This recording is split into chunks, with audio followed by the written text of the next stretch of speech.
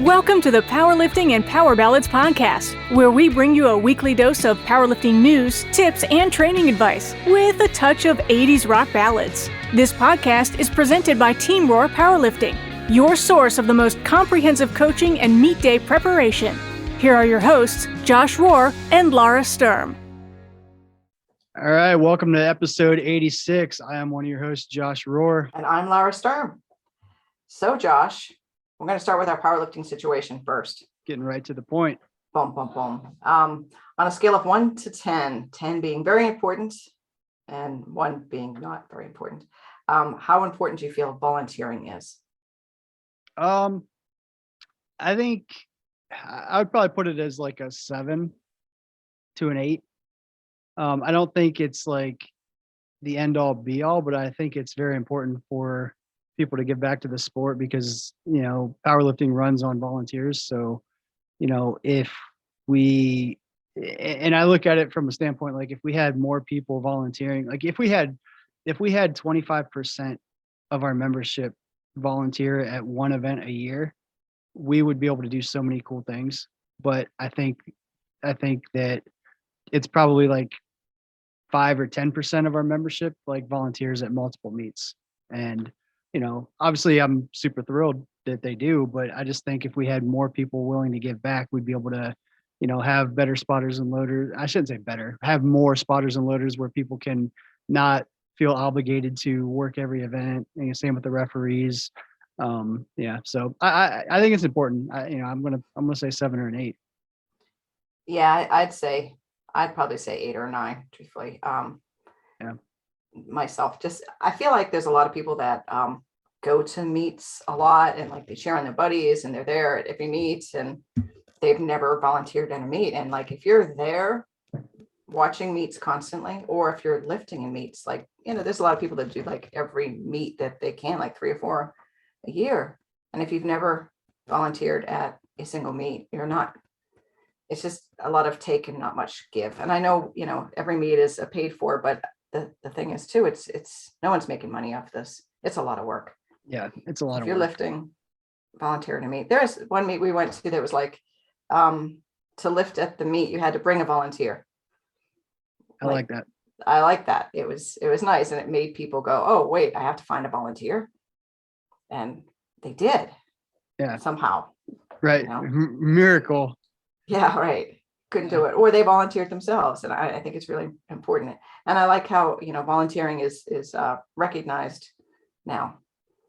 Yeah, I think it's, and that's the thing too. Like, I think it's important to kind of highlight people that will volunteer. So that's actually what I want to do today. Like, just some of the people on our team that have been volunteering the last couple of weeks. So I'm just going to run down the list real quick. So Katie Dodge, she's in Nebraska, but that girl pretty much goes to every meet. She was a meet director 3 weeks ago, and she's basically been at high school collegiate nationals all week. This week refereeing. She lifted at the Arnold on Friday evening, and then she was refereeing basically the rest of the weekend. So I mean, literally, like as soon as she's done lifting, like she jumps into referee uniform and she refs pretty much every session after that. And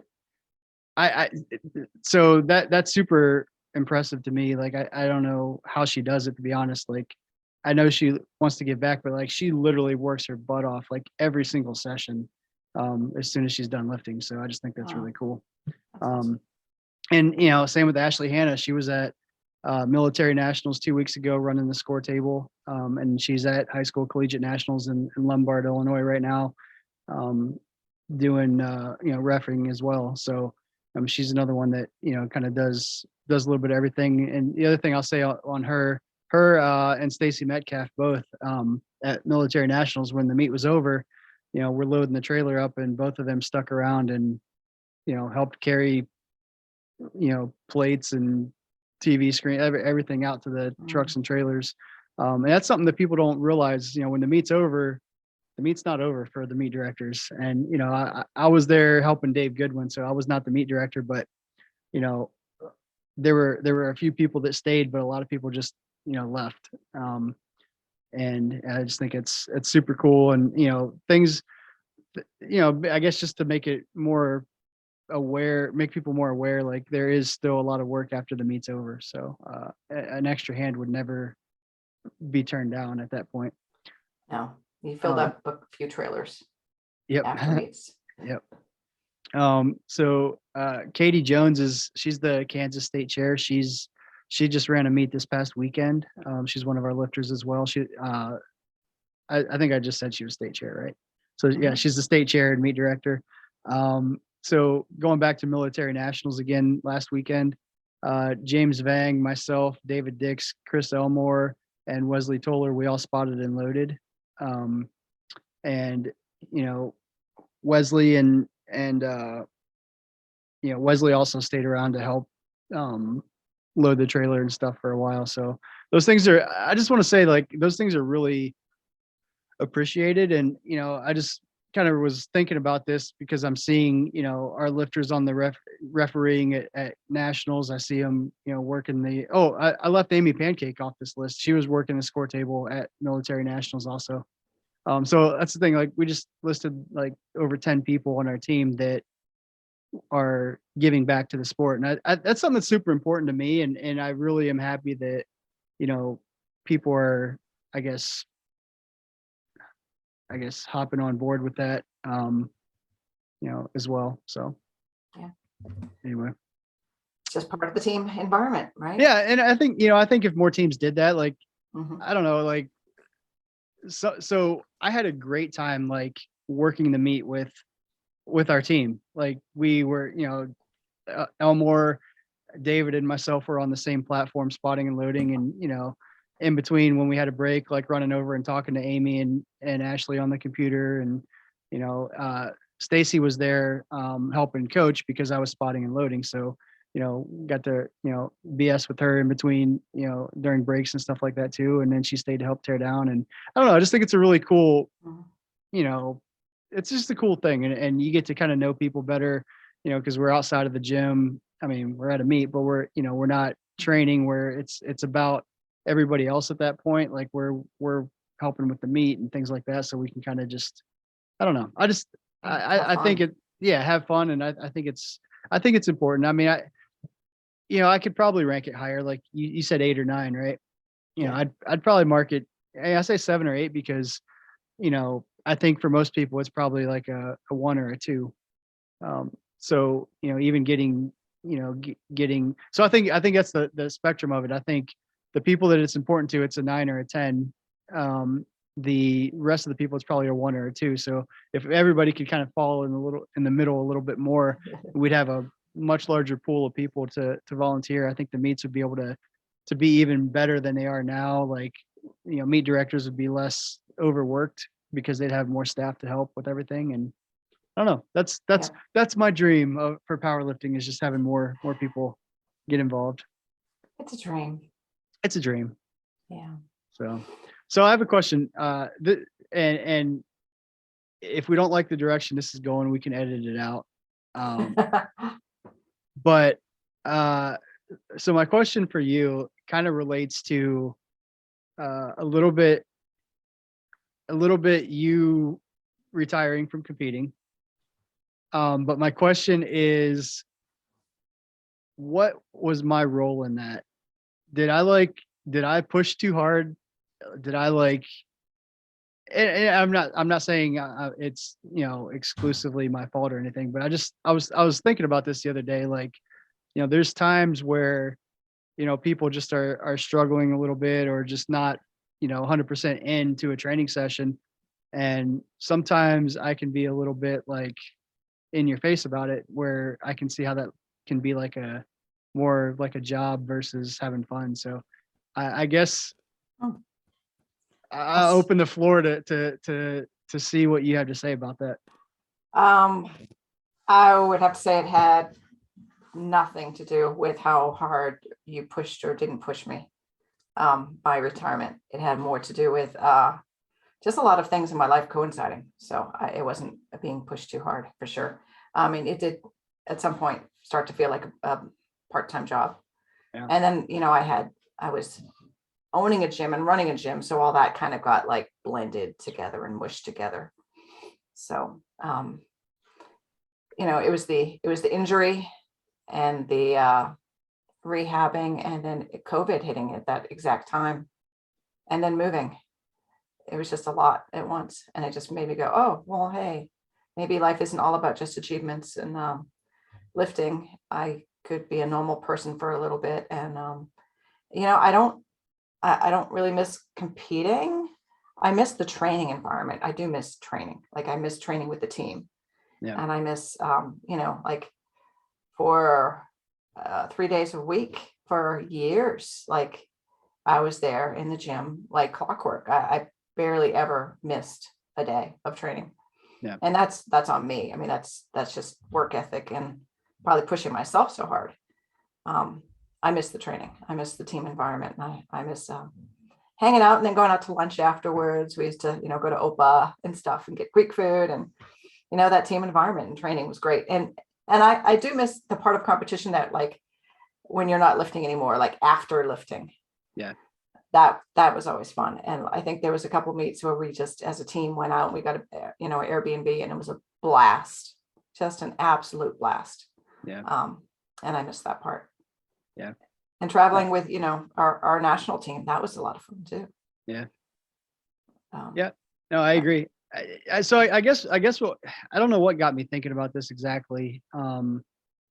But I think just, I don't know, some of the conversations like that we've had, these past couple episodes, and even the episode with Sam Calhoun, I was just kind of thinking, like, is there any point where I, or anybody else on the team for that matter, just like makes it where you don't want to be there, even if it's just that one day? Because, like, I really want to avoid that. Like, obviously, like, there's that fine line behind kind of getting on somebody's ass a little bit and kind of pushing them, and and that being taken as like, man, just get off my back, like I'm doing my best. So I guess I'm just, so this is your opportunity to criticize me or give me constructive feedback or whatever. I guess I'm just trying to, to talk about it, because I think because I know I know for sure, like, based on people's faces sometimes, like when I've kind of stepped over that line a little bit. So I'm trying to, like, get a better bearing of, like, Of where that line is. Yeah. Huh. I thought our training environment was kind of fun, and usually light. I think sometimes, like, you are not prone to giving compliments about, like, hey, good set, unless it's a really good set. I'm trying to get better at that, because I do know that's something that a lot of people, that could get very, I don't know what the word is, like, mundane or very right, stale. I think every time you said it was a good set, it really was a good set. It wasn't just like, oh, hey, good set. Yeah. I mean, like, we always had to earn that. If you said it was good, well, shit, it really was. Yeah. And I think, so I think that's kind of what I'm trying to shift a little bit too, is because if there's any tiny little thing that could be better, I'm going to tell you about that. But I'm very, I guess I'm not as good at, giving the compliments when the things are good. So, like, I feel like it's almost like a 75% do this better, even if it's basically really good. But I'm always like nitpicking every little detail to try to make it as good as I can. And I think I'm starting to see, like, people just really, like, that can be too much. I think that can be too much. And if you're always nitpicking every little thing, it just feels like you're always, like, you're never doing anything right. So I don't know. Right. I guess that's my self-analysis, I guess, and kind of something I was thinking about, and kind of curious what you thought. I think different people have different motivations. And I think, as a coach, you have to get to know your audience. You have to know the people you're working with really well to get to know what motivates them and motivates them properly. Like, if you had told me good set after every set, I would have been discounting what you said. But then there might be some people that really need that feedback. Yeah. There's some people that, like to kind of be yelled at and ramped up. And then there are some people that, like, if you yell at them, they're gonna not appreciate that whatsoever and start to shut down. Yeah. So I always felt like you were good at tuning in to that. And and I probably didn't tell you that enough, maybe. But yeah, I always thought you were good at kind of tuning into that and customizing how you interacted with someone based on that. Because I think that's what makes a really good coach. And if you coach everybody the exact same way, you're missing the point, because not everyone's the same. Yeah, I think that's part of it. I think that doesn't by itself make a good coach, I think, but I think it is, and that's something I'm trying to get better at too, is being able to, meet people where they are and I guess give that level of like detail, or just kind of, let off a little bit. And I think, I don't know, it's hard because like, and part of it too is like, so why I'm asking you, I guess, is because like I've seen a lot of lifting over the years, and like I know when somebody's like when somebody has potential to get to that level. And like when I see that, it's not even that level. It's like when I see somebody that can get to that next level, or whatever, like they themselves might not see it, but I know they can do it. So like I want to make sure that they get there and realize what they can accomplish.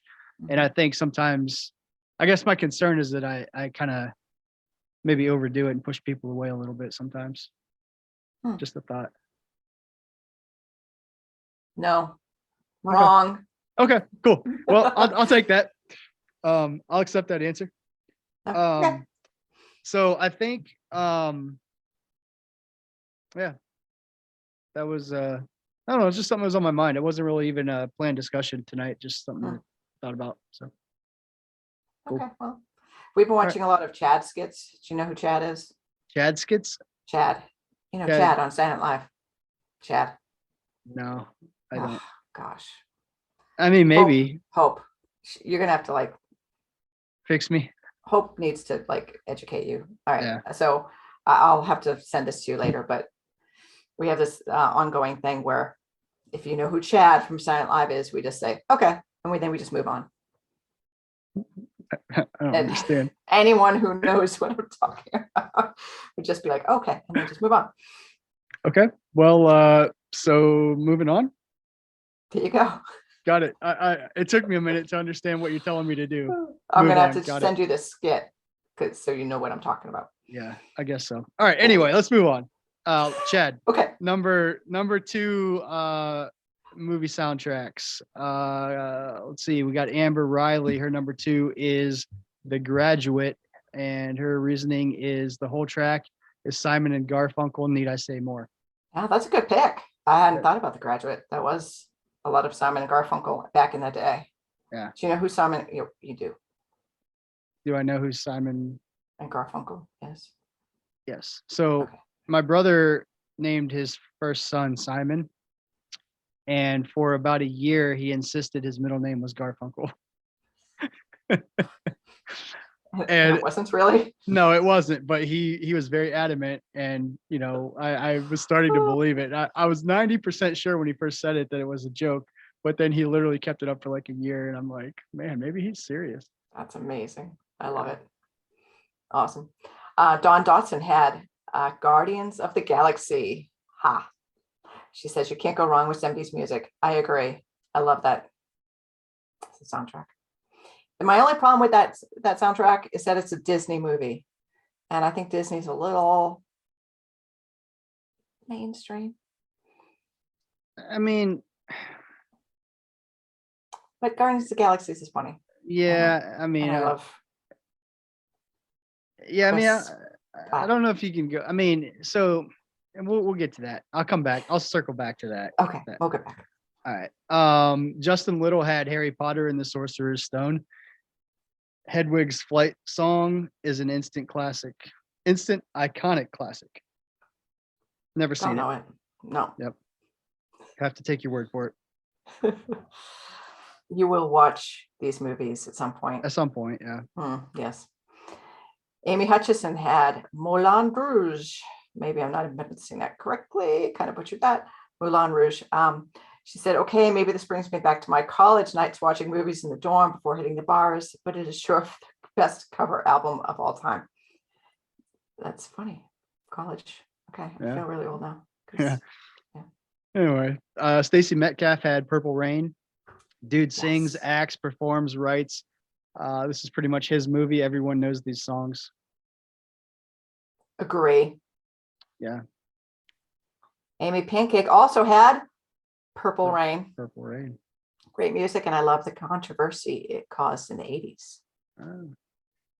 Siraj, I don't either. I mean, I don't know. I'll have to ask her about that. Siraj Saeed said Sounds of Music, just a classic is what he said. Sounds of Music, Sound of Music. I think Sound of Music sounds right to me. Yeah. But The Hills Are Live with the Sound of Music. Yeah. I don't really know. Did you ever see that movie, Josh? I did not. I don't get out much. Oh my gosh. Let's be honest. All right. Chris Peterson had Heavy Metal, chock full of 70s and 80s heavy metal classics. This movie, while terrible in production, true, has a banging soundtrack. Yep. True. Agreed. Yeah, it's a great one. Yep. Cameron Barlow says School of Rock. That's the Jack Black movie. I agree that it is a great soundtrack. Have you seen that? Yes.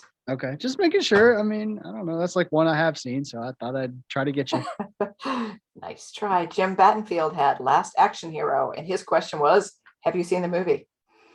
I have seen that one. I have not. What? With Arnold? I don't know that I did. Yeah. Oh, man. Wow, that's crazy to me. Okay.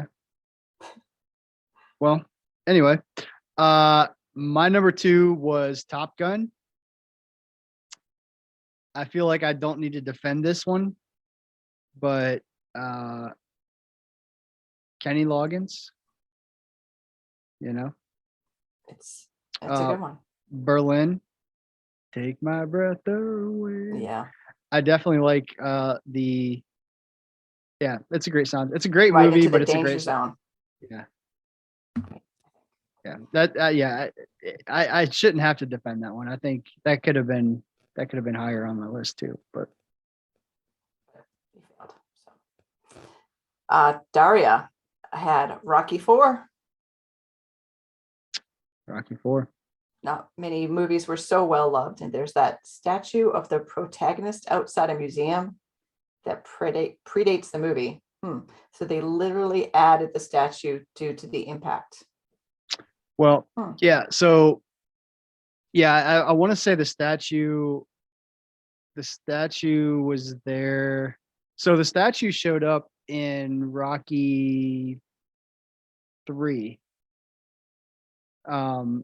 So after he beat Apollo Creed in Rocky 2, hopefully I'm not spoiling this for anybody if you haven't seen Rocky 2 yet. They built the statue, and it was during, boy, am I messing this up? So I want to say like after he lost to Mr. T, Clubber Lang, he drove out to it and like threw his helmet at it. Actually, it may have been Rocky 4 where that happened.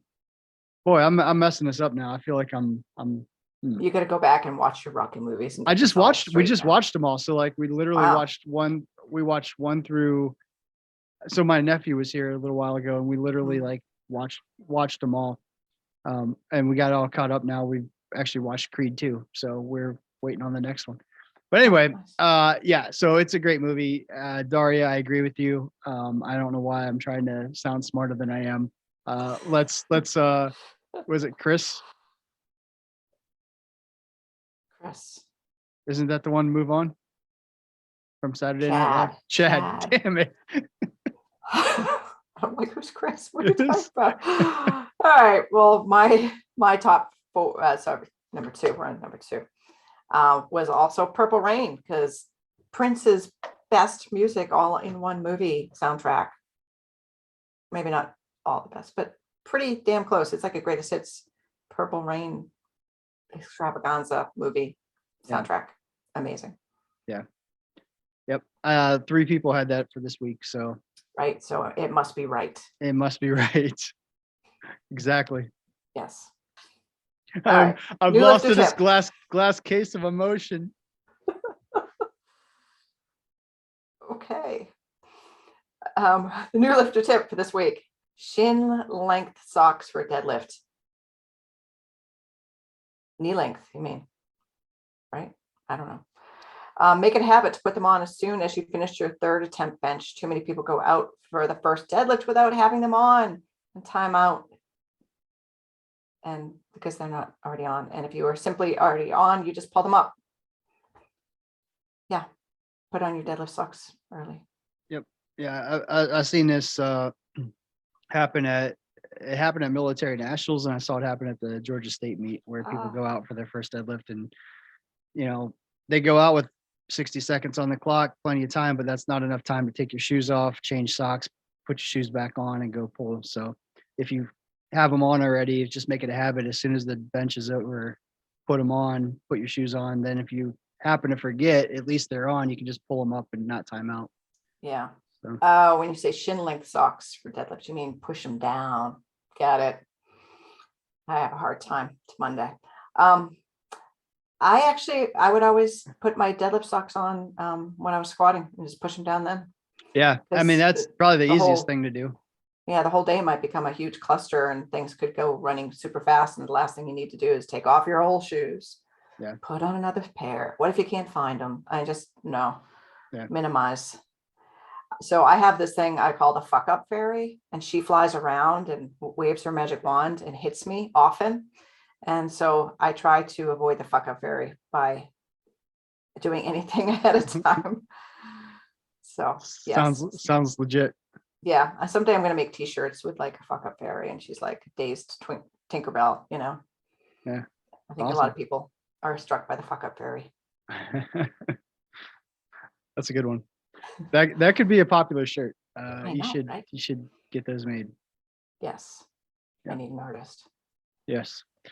Anyway, I think that does it for this week's episode. Don't forget, we are actively taking new powerlifting clients. Daria is waiting, ready to work with you. I think we probably should start talking about, I guess, our coaching a little bit. We've been doing this for how many episodes and haven't really done that, but we do. Team Roar does 100% customized programming. So basically, however many days a week you have to train, whatever equipment you have, how much time you have each session, etc. We custom build programs for you. You'll get access to our training app, so you can track all your progress, upload your videos, communicate directly with the coach, etc. So if you're interested in that, definitely hit us up. You can check the link in our bio at Team Roar on Instagram, or you can check out their website directly, fill out the questionnaire, and every new client inquiry gets a free Zoom call with me. So I don't know if that's a selling point or an obstacle, but everybody has to have a Zoom call with me to get the full details before committing to it, or before we actually take anybody else on. So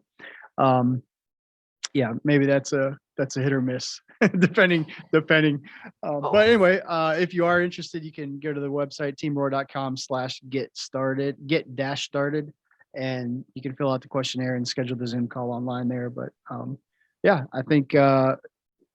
think we're looking forward to expanding the team, and I know Daria is already working with a few people. She's got some more availability, so definitely take advantage before we kind of get all booked up again.